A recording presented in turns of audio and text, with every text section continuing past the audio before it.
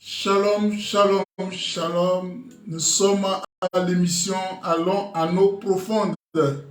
Bien-aimés, la faveur, la grâce de notre Seigneur Jésus-Christ soit votre partage. Bien-aimés, depuis ta position, aujourd'hui, Dieu nous a fait grâce d'être ensemble. Nous ne sommes pas mieux que ceux qui nous ont devancés. Nous ne sommes pas mieux que ceux qui sont malades et qui souffrent dans les hôpitaux. Mais ce n'est pas plus grâce que Dieu t'a accordé ce jour. Bien-aimés, sans plus tarder, nous allons aborder notre thème du jour, la gloire céleste. La gloire céleste, une anesthésie sur nos souffrances. La gloire céleste, une anesthésie sur nos souffrances. Bien aimé, il y a un frère qui m'a appelé, il m'a dit, mais attends, où tu tires tes thèmes bizarres là? Bien aimé, c'est Dieu qui inspire. C'est le Saint-Esprit qui nous inspire. Bien aimé, quand on parle d'anesthésie, c'est un acte médical visant à supprimer les douleurs dans le corps. C'est un acte médical visant à supprimer les sensations dans le corps. Et bon, il y a différentes sortes de produits qu'on peut prendre pour faire l'anesthésie. Et en général, il y a deux types d'anesthésie. Il y a l'anesthésie générale où c'est tout le corps, on endort la personne est inconsciente et on peut faire l'opération. Il y a aussi l'anesthésie loco-régionale où c'est une partie du corps. Si peut-être on doit faire une opération au niveau de la jambe, c'est la seule jambe. Bien aimé, ce que tu dois savoir, la gloire céleste doit constituer pour toi et moi une sorte d'anesthésie pour pouvoir supporter les douleurs, que ce soit les douleurs, ça peut être physique, ça peut être verbal, ça peut être émotionnel. Bien aimé, vous voyez, Jésus-Christ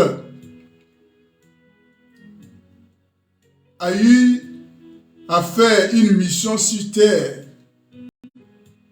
parce qu'il a été envoyé par le Père, par son Père.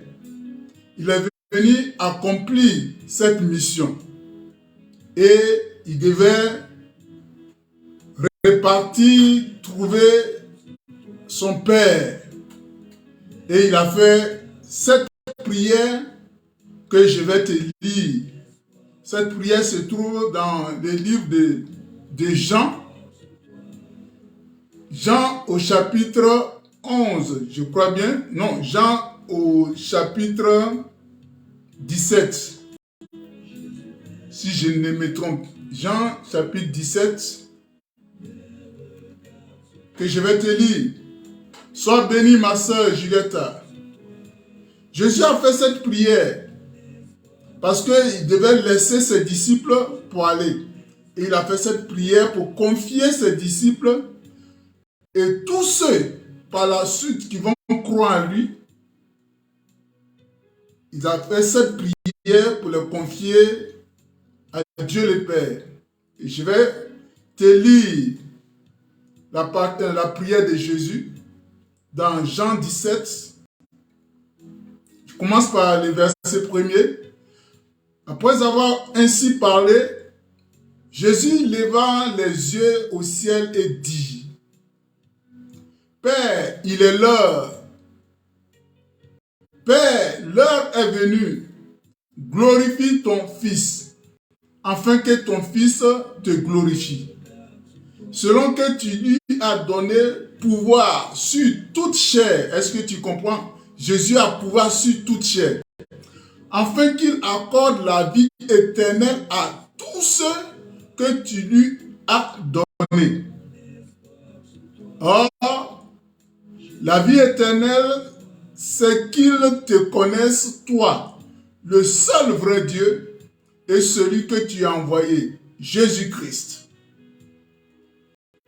Je t'ai glorifié sur terre. J'ai achevé l'œuvre que tu m'as donnée à faire. Et maintenant, Père, glorifie-moi auprès de toi-même de la gloire que j'avais auprès de toi avant que le monde fût. Jésus est Dieu. Jésus a existé avant la fondation du monde. J'ai fait connaître ton nom aux hommes que tu m'as donnés du milieu du monde. Est-ce que tu comprends? Nous vivons dans le monde, mais nous ne sommes pas du monde. J'ai fait connaître ton nom aux hommes que tu m'as donnés du milieu du monde. Ils étaient à toi et tu me les as donnés. Et ils ont gardé ta parole. Maintenant, ils ont connu que tout ce que tu m'as donné vient de toi. Car je les ai donné les paroles que tu m'as données. Jésus parle toujours des paroles. Est-ce que tu comprends? Jésus ne parle pas des prophéties.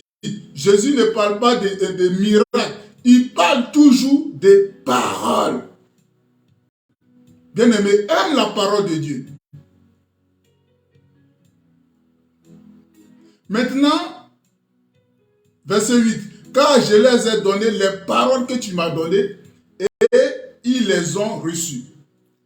Et ils ont vraiment connu que je suis sorti de toi et ils ont cru que tu m'as envoyé. C'est pour eux que j'ai pris. Est-ce que tu comprends? C'est pour toi et moi. C'est pour eux que j'ai pris. Je ne prie pas pour le monde, mais pour ceux que tu m'as donnés, parce qu'ils sont à toi. Alléluia. Tu sais, dans la Bible, il y a des passages, quand tu lis même, si tu es content de lire la parole de Dieu, parce que ça fait du bien, et puis ça te donne l'envie de marcher avec Dieu. Avec ce genre de paroles, comment ne pas aimer Dieu? Comment ne pas adorer Dieu? Comment ne pas obéir à Jésus? Je ne suis plus. Voilà. C'est pour eux que j'ai pris, verset 9. Je ne prie pas pour le monde, mais pour ceux que tu m'as donnés, parce qu'ils sont à toi. Et tous ceux qui sont, et tout ce qui est à moi est à toi. Et ce qui est à toi est à moi. Je suis glorifié en eux. Je ne suis plus dans le monde. Comme j'ai dit, il va s'en aller. Mais ils sont dans le monde. Et je vais à toi. Père Saint, garde en ton nom ce que tu m'as donné afin qu'ils soient un comme nous. Lorsque j'étais avec eux dans le monde, je les gardais en ton nom. J'ai regardé ce que tu m'as donné et aucun d'eux ne s'est perdu, sinon les fils de la perdition, afin que l'écriture soit accomplie. On connaît ça. Et tous étaient là, et tous ont eu vie sauf Judas, afin que la parole soit accomplie. Et maintenant, je vais à toi. Et j'ai dit ces choses dans le monde, afin qu'il ait en eux ma joie parfaite. C'est Jésus ce qui donne une joie parfaite. Alléluia. Reçois la joie de Jésus. Je les ai donné ta parole et le monde les a haïs. Parce qu'ils ne sont pas du monde, comme moi, je ne suis pas du monde. Je ne te prie pas pour les ôter du monde, mais pour les préserver du mal. Alléluia. Jésus a dit, il ne prie pas le Père pour que le Père puisse ôter ses disciples du monde, mais c'est pour les préserver du mal. Vous savez que le monde est rempli de mal, mais Dieu, par la grâce, nous préserve du mal. Ils ne sont pas du monde comme moi, je ne suis pas du monde. Sanctifie-les par ta vérité. Ta parole est la vérité. Est-ce que tu comprends? Tout ce que j'ai dit, c'est la parole. Jésus parle de la parole. Jésus parle de la parole. Sanctifie-les par ta vérité. Ta parole est la vérité. Bien-aimé, aimons la parole de Dieu. C'est la parole de Dieu qui sanctifie. C'est la parole de Dieu qui va te dire ce que tu fais n'est pas bon. C'est la parole de Dieu qui va t'orienter. Fais ceci. Dieu aime ça. Dieu n'aime pas ça. Mais si tu ne lis pas la parole de Dieu, comment tu peux savoir ce que Dieu aime? Comment tu peux savoir ce que Dieu n'aime pas? Comment tu peux savoir qui est Dieu? Aimons la parole de Dieu. Comme tu m'as envoyé dans le monde, je les ai aussi envoyés dans le monde. Et je me sanctifie moi-même pour eux, afin qu'eux aussi soient sanctifiés par la vérité, qui est la parole de Dieu.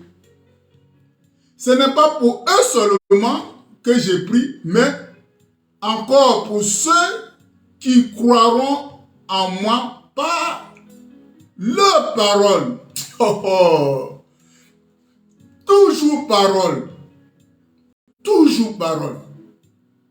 Afin que tous soient un, comme toi, Père, tu es en moi, et comme je suis en toi, afin que eux aussi soient un en nous, pour que le monde croie que tu m'as envoyé. Alléluia. Je les ai donnés, c'est là où on va arriver. Je les ai donné la gloire que tu m'as donnée. Est-ce que tu comprends? Jésus Jésus t'a tout donné. Jésus a dit, je les ai donné la gloire que tu m'as donnée. Vous voyez la gloire de Jésus? Il dit, il t'a donné. Il nous a donné. Afin qu'ils soient un comme nous sommes un. Moi en eux et toi en moi, afin qu'ils soient parfaitement un et que le monde connaisse que tu m'as envoyé et que tu les as aimés comme tu m'as aimé. Alléluia. Père, je veux que là où je suis, ce que tu m'as donné soit aussi avec moi. Quelle grâce! Quelle grâce! Père, je veux que là où je suis, ce que tu m'as donné soit aussi avec moi, afin qu'ils voient ma gloire. La gloire que tu m'as donnée, parce que tu m'as aimé avant la fondation du monde. Alléluia. Alléluia. La gloire céleste. La gloire céleste que Jésus-Christ t'a donnée doit être une anesthésie sur tes souffrances, bien-aimés. Voici, Jésus-Christ a promis la gloire à ses disciples.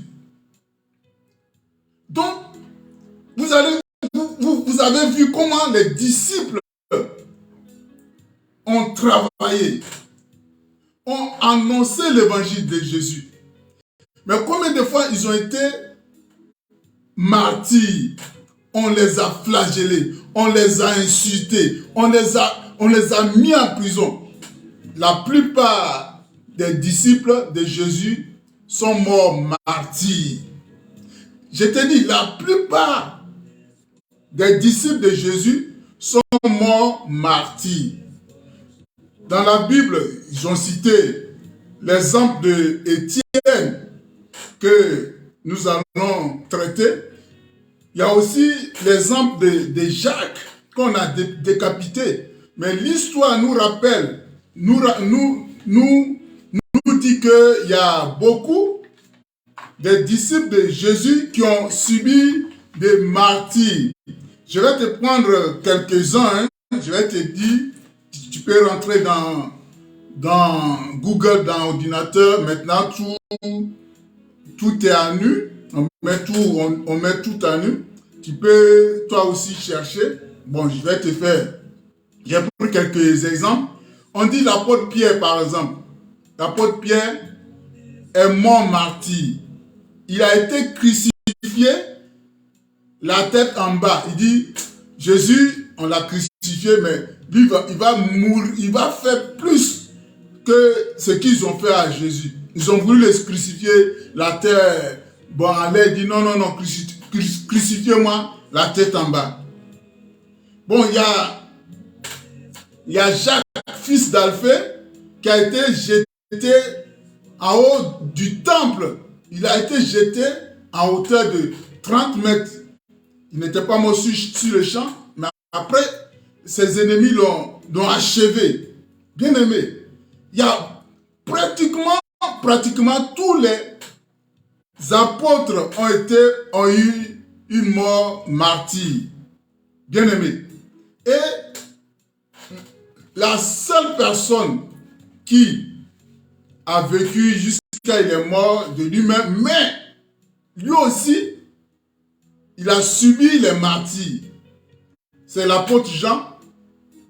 L'apôtre Jean qui, on l'a jeté dans l'huile chaude. Vous voyez? On l'a jeté dans l'huile chaude. Il n'est pas mort après. Il a été envoyé en prison sur l'île de Patmos. C'est là-bas qu'il a écrit le livre Apocalypse.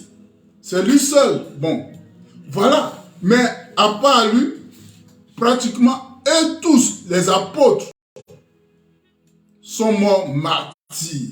Bien aimés, voici, nous allons maintenant rentrer dans notre test d'appui qui se trouve dans le livre des Actes des Apôtres que je t'invite à prendre.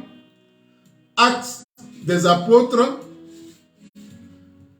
Actes chapitre 7. Actes chapitre 7. Alléluia. Actes chapitre 7, c'est l'histoire d'Étienne. Et je crois que tu connais l'histoire d'Étienne. C'est le premier martyr, le premier chrétien qui est mort martyr. Et nous allons prendre à partir du verset 55. À partir du verset 55. Bien aimé, vous qui êtes à l'écoute, signalez-vous pour que je puisse quand même vous saluer. Voilà. Alléluia. Donc, je lis la parole de Dieu. On dit, mais Étienne, rempli du Saint-Esprit, et fixant les regards vers le ciel, vit la gloire de Dieu. Alléluia. Vit la gloire de Dieu et Jésus debout à la droite de Dieu.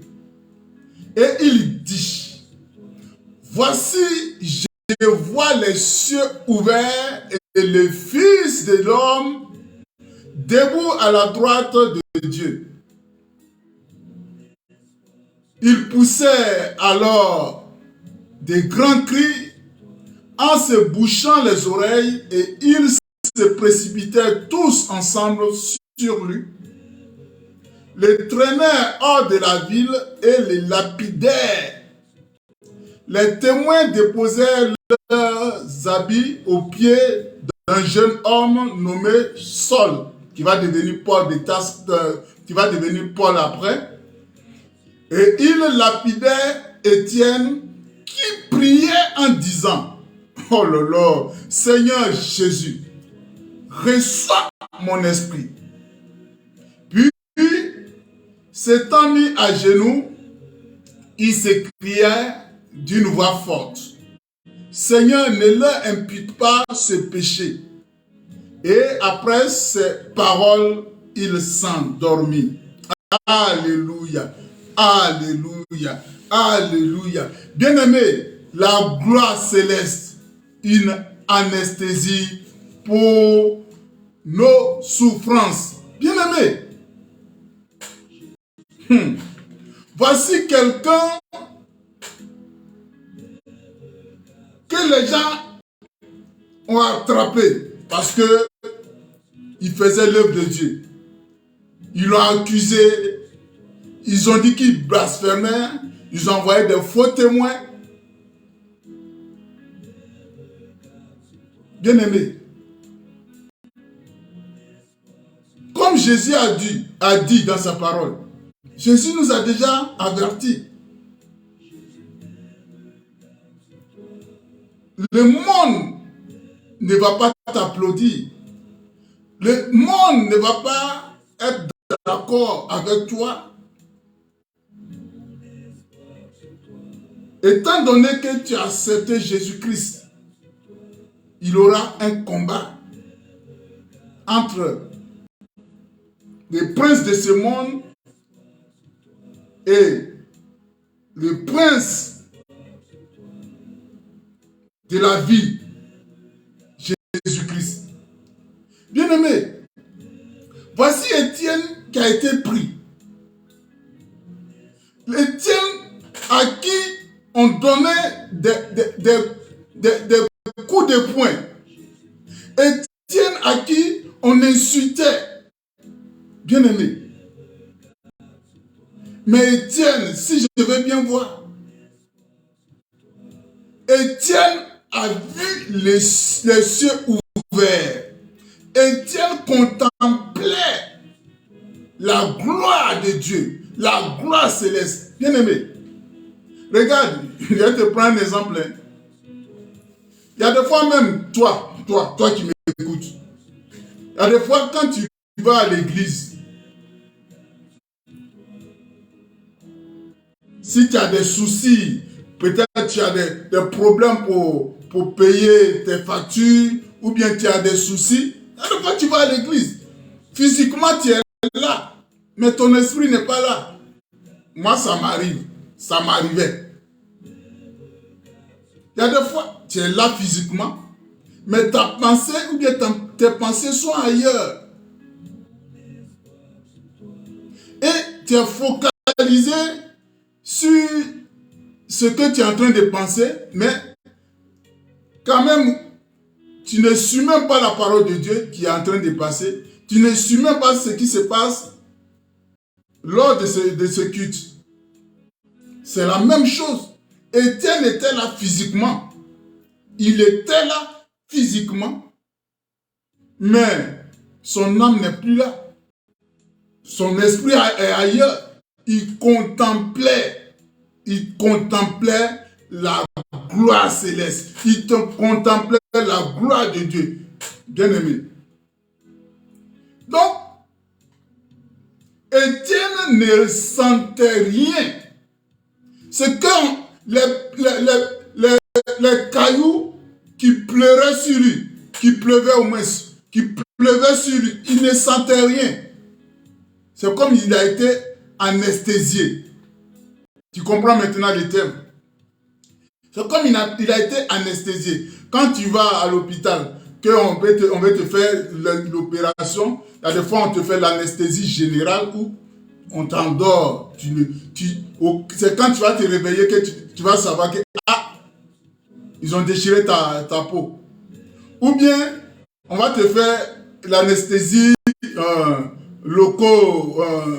voilà, une partie où tu es consciente et puis tu vois, mais tu sens pas le mal, mais tu vois les gens sont en train de déchirer la partie ou bien quoi, tu sens rien. Donc, la gloire céleste en contemplant la gloire céleste, ce que Jésus-Christ t'a donné comme don, tu ne dois plus ressentir, tu dois plus ressentir les douleurs terrestres. Les douleurs, ça peut être physique, ça peut être moral, ça peut être verbal. Bien-aimé, c'est ça. Étienne ne sentait rien. Sans doute même, il y a les gens même qui assistaient à la scène, eux-mêmes, ils avaient compassion. Eux-mêmes, ils pleuraient. Mais Étienne n'est plus là. Il contemplait la gloire. Il voyait Jésus, sans doute. Jésus a dit, tu as bien travaillé. Regarde peut-être la maison que j'ai. Voici ta maison. Peut-être, bon, moi, je suis en train de lui montrer ses récompenses. Donc, il n'est plus là. Il n'était plus là. Il n'était plus là. Et il a eu la force même d'intercéder. Alléluia. Il a eu la force même pour intercéder pour ses bourreaux. En disant à Dieu de ne pas leur imputer ce péché. Bien-aimé. Vous voyez la gloire céleste. La gloire céleste. C'est donc que Jésus nous a fait. Il dit là où il sera, nous y serons. Bien-aimé. C'est parce que Dieu ne t'a pas fait cette grâce de te montrer un peu le paradis. Moi, Dieu m'en a montré. Mais je vais arriver, je vais en arriver. Mais je vais te donner, on va prendre la parole de Dieu dans le livre de 1 Corinthiens. Oui. 1 Corinthiens, c'est l'apôtre Paul qui a visité les cieux. 2 Corinthiens au moins. 2 Corinthiens 12. Prends ta Bible dans 2 Corinthiens 12. Donc tu vas savoir pourquoi l'apôtre Paul se comporte ainsi. Pourquoi l'apôtre Paul ne cherchait pas à se glorifier. Pourquoi l'apôtre Paul fait ses sacrifices. Il a vu, il a goûté au paradis. Donc, il ne veut pas rater ça. Alléluia. Je lis la parole de Dieu. 1 Corinthiens 12, à partir du verset 1. Il faut se glorifier. Cela n'est pas bon. Tu comprends? J'en viendrai néanmoins à des visions et à des révélations du Seigneur. Oh, oh. Je connais un homme en Christ. Il parlait de lui, hein, mais pas... Voilà. Je connais un homme en Christ qui, il y a 14 ans, ravi jusqu'au 3e ciel.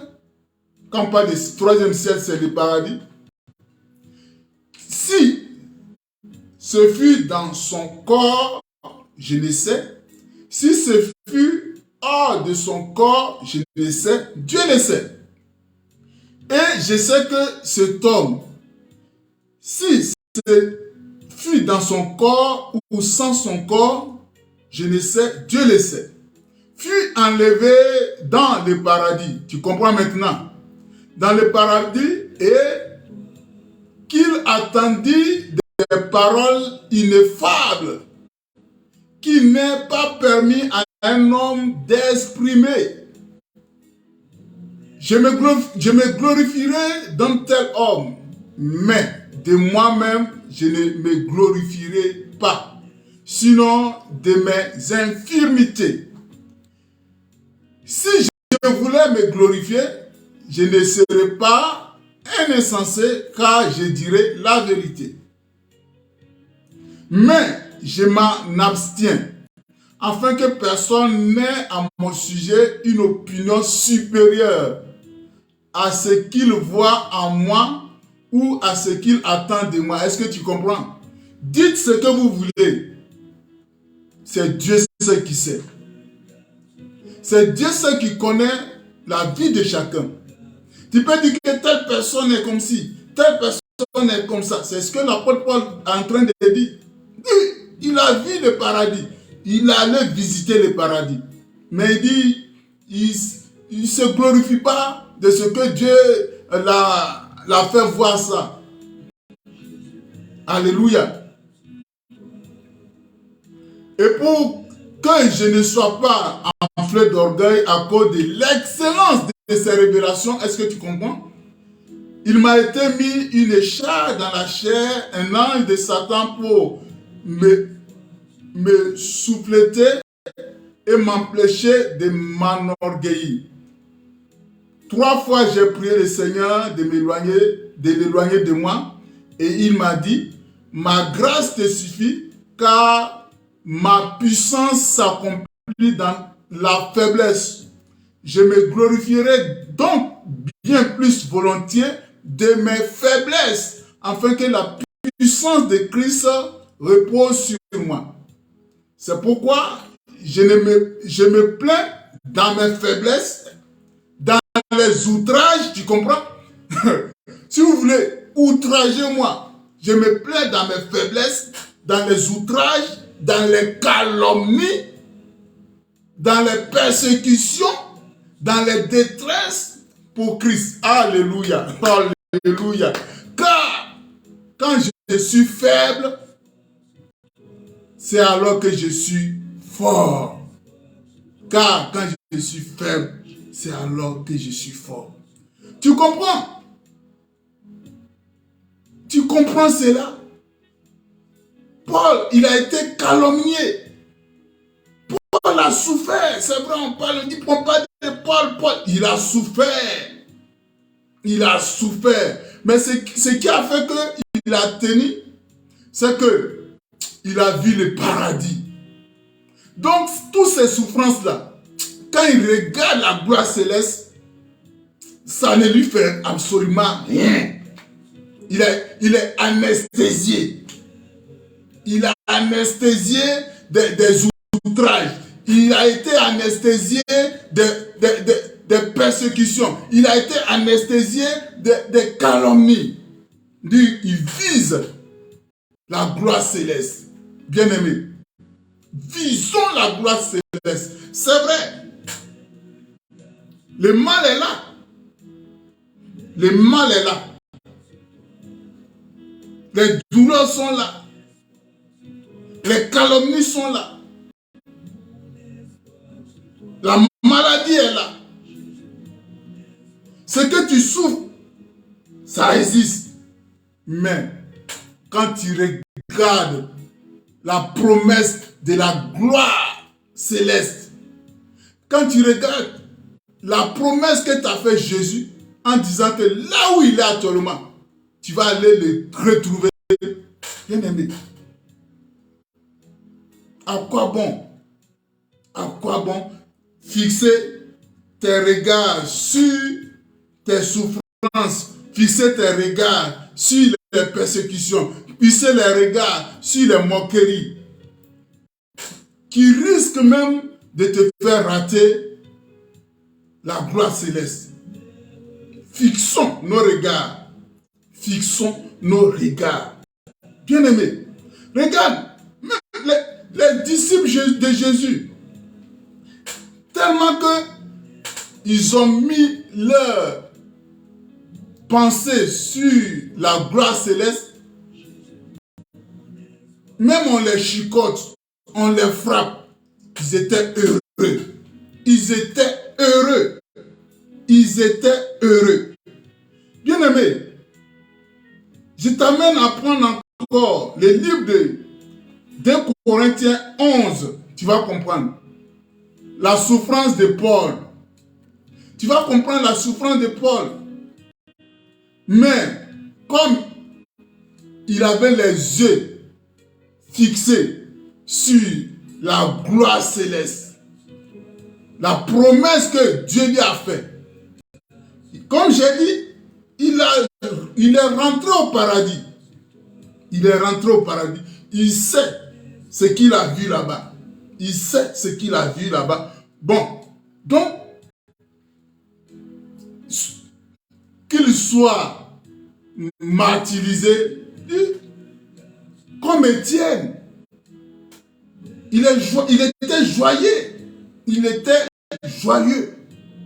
Étienne était joyeux parce que il voyait le paradis. Bien aimé, il voyait ce qu'il attendait là-bas. Normalement, Étienne devait pleurer. Il devait pleurer. Pendant qu'on les lapidait, mais il était joyeux. Il était heureux. Donc, ce qu'il voyait a fait que son corps, le mal qu'il subissait, il ne ressentait aucun mal. Ça ne lui faisait aucun mal. La gloire céleste a constitué une anesthésie pour lui. Alléluia. Bien aimé. 2 Corinthiens 11. 2 Corinthiens 11. 2 Corinthiens chapitre 11. C'est un peu long, mais on va prendre à partir du verset 16 pour lire. Alléluia. Je le répète, que personne ne me regarde comme un insensé. Sinon, recevez-moi comme un insensé, afin que moi aussi, je me glorifie un peu.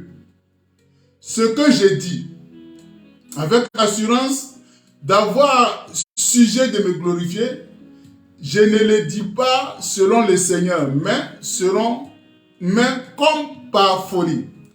Puisqu'il en est plusieurs qui se glorifient selon la chair, je me glorifierai aussi. Car vous supportez volontiers les insensés, vous qui êtes sages. Si quelqu'un vous asservit, si quelqu'un vous dévore, si quelqu'un s'empare de vous, si quelqu'un est arrogant, si quelqu'un vous frappe au visage, vous le supportez. C'est ce que vous aimez. Vous aimez les serviteurs qui agissent comme ainsi. Vous aimez les serviteurs qui vous dévorent, comme l'apôtre Paul a dit, qui vous a servi. Les serviteurs qui sont arrogants.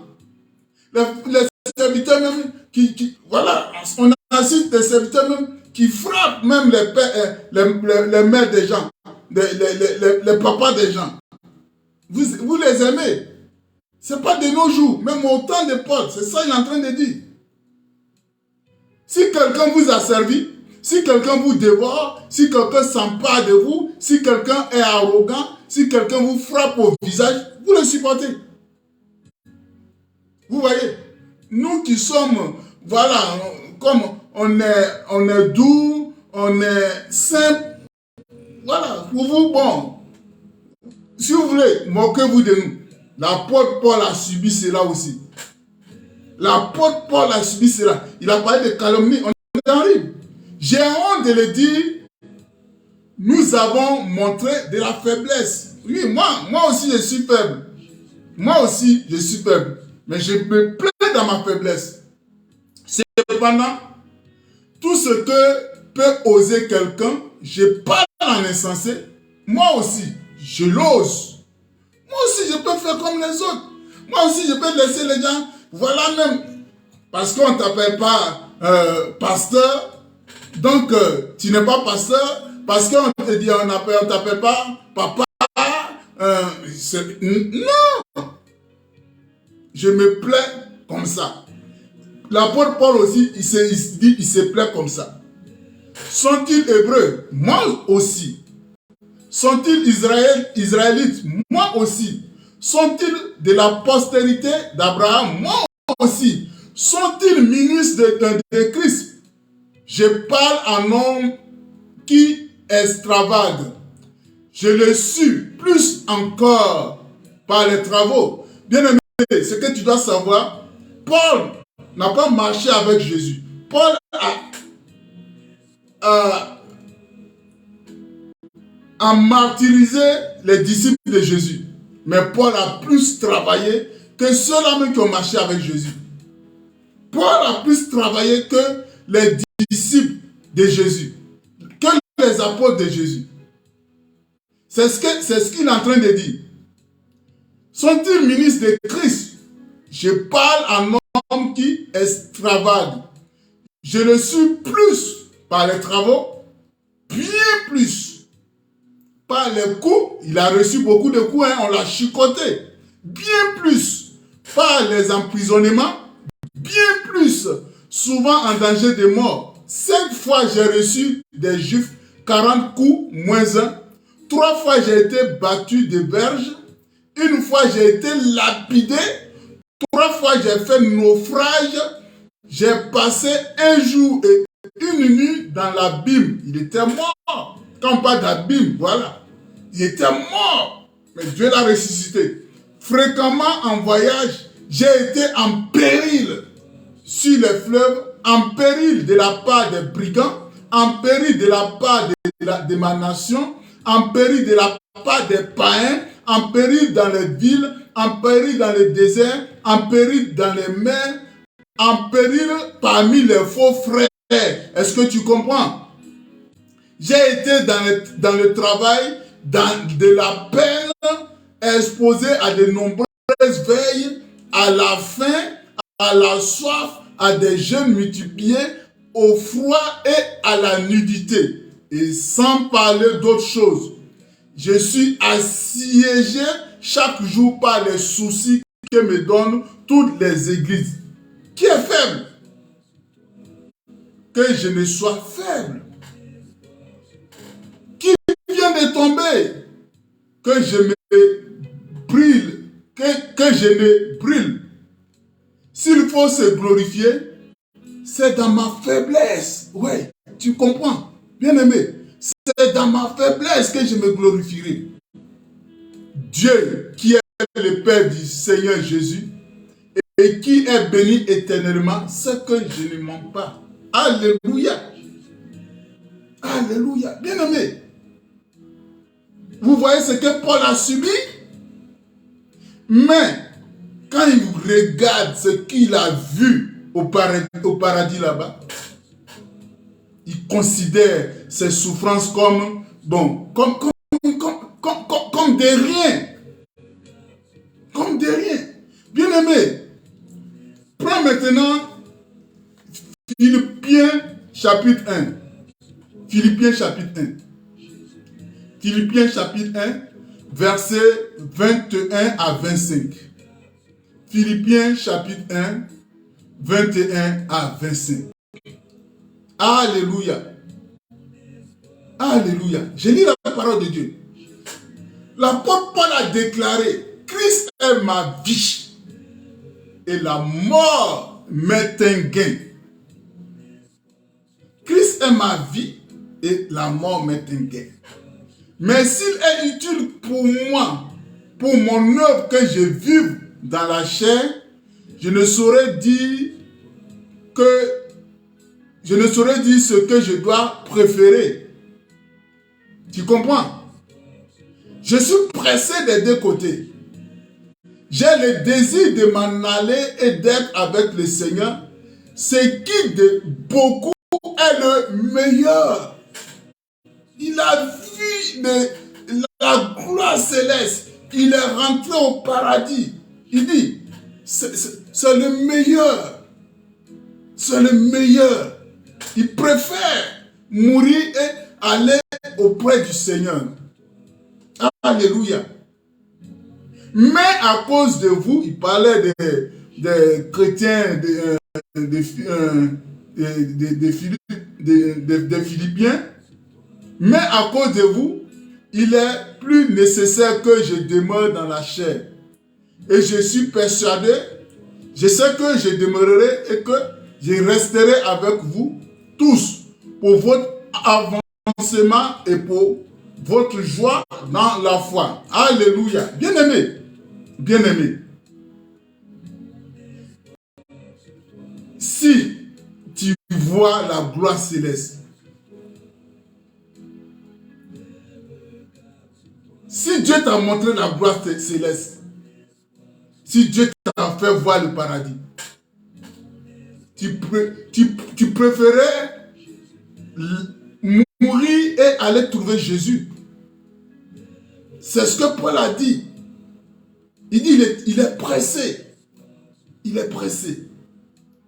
Bien-aimé, comme j'ai dit, moi j'ai eu cette grâce.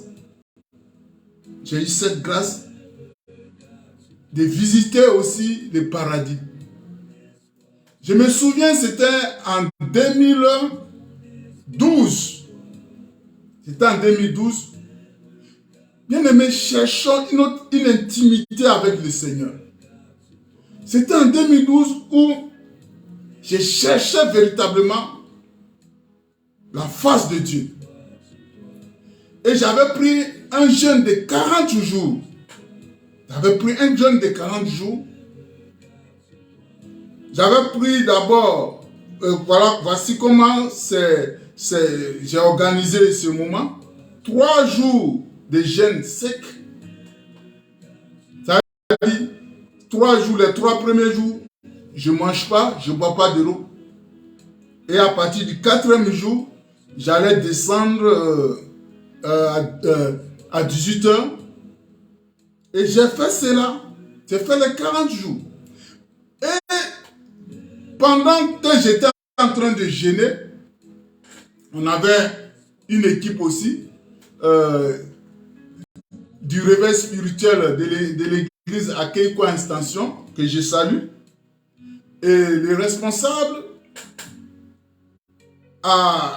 pendant nos prières, on a décidé aussi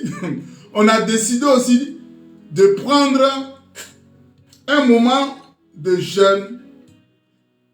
Vous voyez comment Dieu sait faire les choses. Moi-même, j'avais pris ce jeûne de 40 jours. Et j'ai commencé à faire le jeûne. Et l'équipe aussi, l'équipe du comité du réveil de l'église à Keikwa aussi a fait un programme de jeûne. Mais le programme de jeûne commence dès que je finissais le jeûne personnel. Donc, fallait-il arrêter ou bien continuer? J'ai dit non, il faut continuer. Donc, j'ai fini mes 40 jours. J'ai entamé le jeûne, voilà, je peux dire jeûne collectif parce que c'est l'autre équipe de mouvement de réveil. Donc, dès que j'ai fini pour moi, j'ai entamé, ça fait 80 jours. 80 jours. Mais pour nous, pour les jeunes du comité du réveil, on descendait à 18 h. Moi, comme j'ai dit, pour moi, les 3 premiers jours, j'ai fait un sec et puis je descendais. Donc, aux environs de 70e, 71e, voilà, 70, 71e jour, dans la nuit de 70 au 71e jour.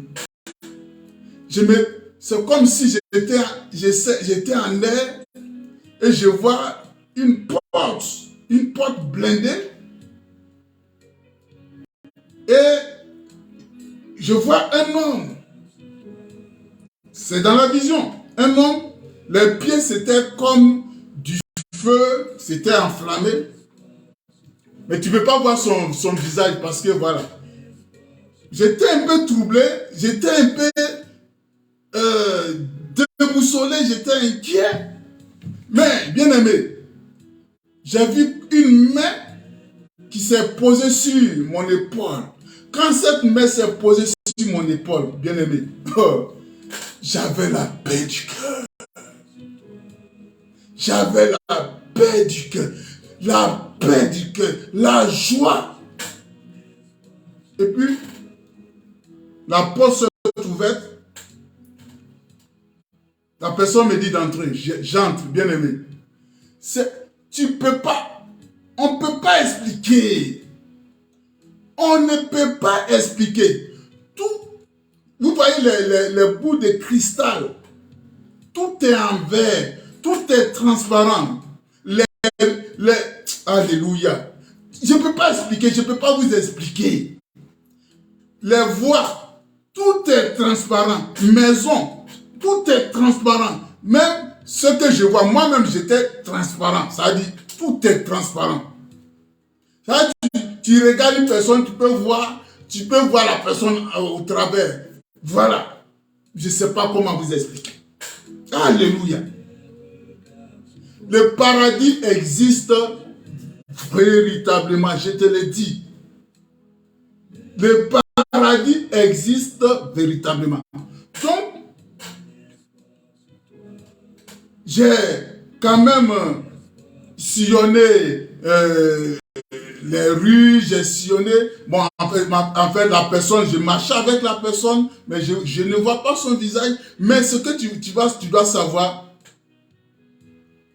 ce que j'ai vu, tout était transparent. Tout était transparent. Il n'y avait pas de soleil, mais tu voyais, tout était transparent. Je ne sais pas. Oh Seigneur, oh Lolo. Je ne sais pas comment te dire ça. Bien aimé. Et quand, après cette vision, ma relation avec Christ a changé. Ça a changé. J'ai fait tout pour plaire à Dieu. Il y a des fois même, comprenez mon comportement, comprenez ça, dans ma manière de faire. Oui, peut-être les gens disent que oui, tu es faible, oui, pourquoi tu... Non, comprenez-moi, parce que j'ai dit peut-être, quand je vais faire, soit on m'insulte, moi où je suis là, on m'a insulté, on m'insulte, mais je regarde la personne, et puis j'ai ri. À tel enseigne que moi-même, je me suis surnommé, je suis comme les canards. Si tu veux, tu verses l'eau sur moi, l'eau chaude. Ça ne me dit absolument rien. Je suis anesthésié. Tu me respectes comme serviteur, tu ne me respectes pas. Ça ne me dit absolument rien. Mais Dieu, il le sait. Comme l'apôtre Paul. Les calomnies. Ils n'ont qu'à me calomnier. Ils n'ont qu'à faire tout ça. J'ai dit, ce que j'ai vu là-bas, là, si je rate ça là, c'est que, excusez-moi du mot, c'est que je suis bête.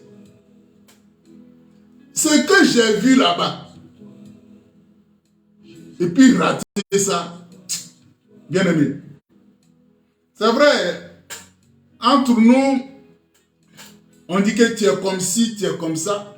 C'est ce que l'homme dit. Comme l'apôtre Paul aussi, on lui a dit. Mais avec ce que lui, il a vu. Avec ce qu'il a vu. Ce qu'il a vu. Avec ce que Dieu m'a montré, bien aimé. Des fois, Dieu nous fait grâce. Je ne sais pas prêcher. Je ne sais rien faire. Je n'ai pas une grande église. Je n'ai pas construit de maison. Je n'ai rien. Mais la promesse que Dieu m'a faite, parce que le fait qu'il allait me montrer le paradis, c'est comme c'est une promesse. Cette promesse-là, je ne vais pas rater ça. En aucun cas, je ne vais rater ça. En aucun cas. Bien aimé, le paradis existe vraiment. C'est pourquoi, quand tu vas te focaliser sur la gloire céleste. Les choses que les gens vont te faire sur terre, ça va même pas, ça n'aura pas d'effet sur toi. Il se fatigue. Il se fatigue. Ça n'aura pas d'effet sur toi quand tu vas toujours lever les yeux pour contempler la gloire céleste. Ce que Jésus-Christ t'a promis. Ce que Jésus-Christ t'a promis. Dans le livre de Jean, il t'a promis cette gloire. Alléluia. Jésus-Christ nous a promis cette gloire. Dans Jean 17, bien-aimés, que tout ce que nous vivons comme souffrance, comme maux, comme moquerie, que la gloire céleste, cette gloire que Jésus-Christ nous a promise, fasse que on ne ressente rien de ce que nous vivons sur cette terre. Et c'est ce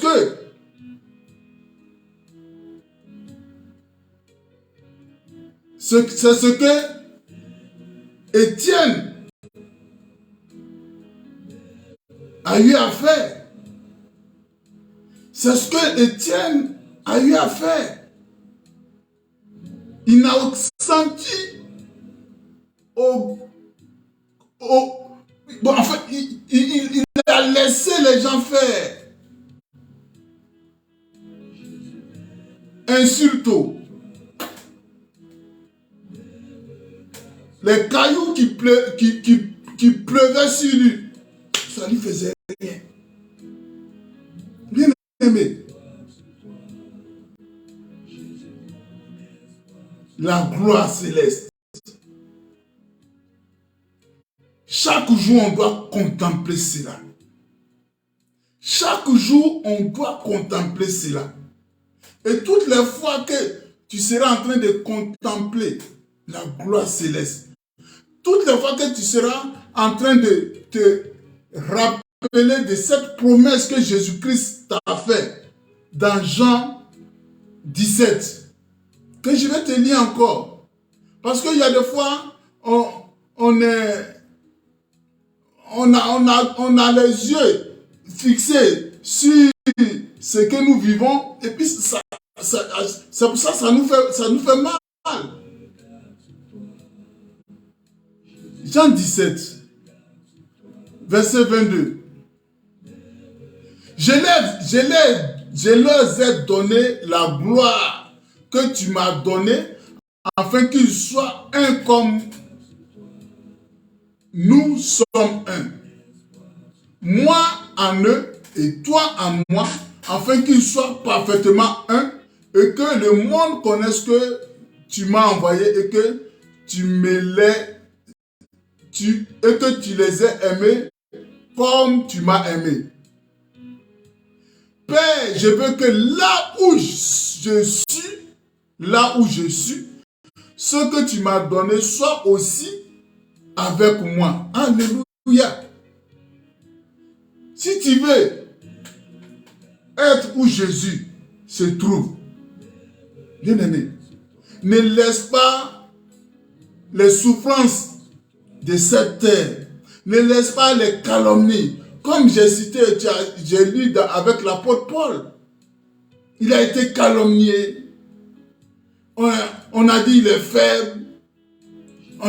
Bon, c'est ça.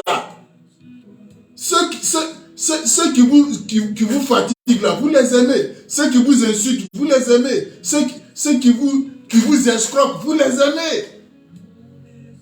Mais nous qui sommes, bon, si vous voulez, prenez-nous comme des bêtes, mais on sait ce que Dieu nous a montré. On sait pourquoi on se comporte comme ça. On sait pourquoi on agit ainsi.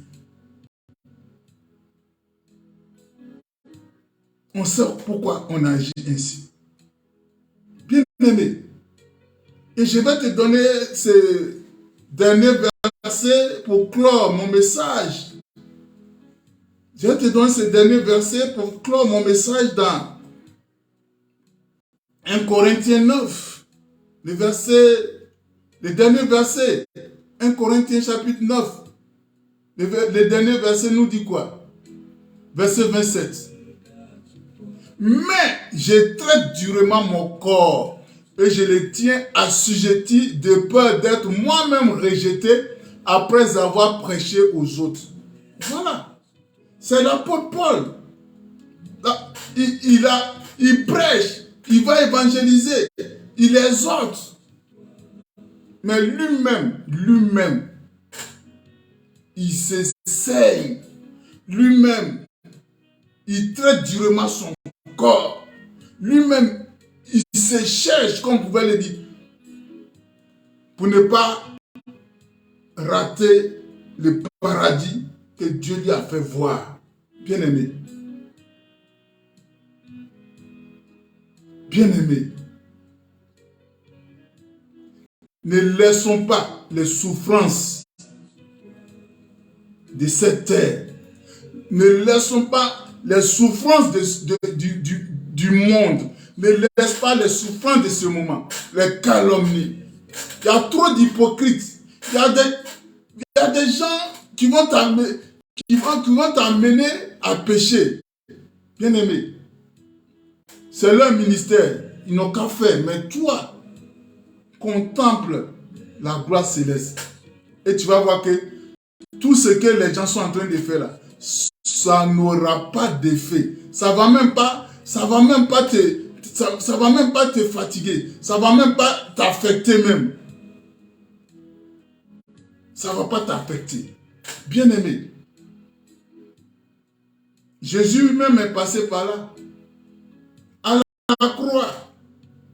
Qu'est-ce que les gens n'ont pas dit? Si tu es fils de Dieu, descends, comme ça on va croire.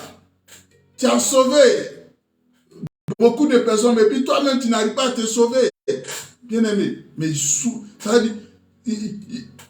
soupirait. Mais, bien-aimé, cela ne l'a pas affecté. La preuve, il est monté au ciel. Et il est assis à la droite de Dieu. Bien-aimé. La gloire céleste. En contemplant la gloire céleste, tu vas voir que tout ce que les gens vont te faire, ça n'aura pas d'effet. Ça ne va pas t'affecter même. Parce que ton objectif, c'est la félicité. L'objectif d'Étienne, c'était la félicité. Quand il a vu ça, il n'a pas le temps de répondre aux autres. Il n'a pas le temps comment dire, il n'a pas le temps de les répondre. Il n'a pas le temps de s'occuper d'eux. Il voyait Jésus. Il contemplait la gloire céleste.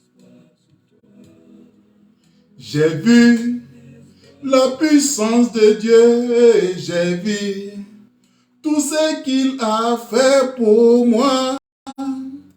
Un bras étendu à mes fautes, il m'a fait passer de la mort à la vie, à la vie, à la vie, Jésus. J'ai vu les cieux grands ouverts, j'ai vu le roi sur son trône et Jésus debout à la droite du Très-Haut, me disant de croire son amour, puisqu'il vit, je vivrai aussi, puisqu'il vit, je vivrai aussi.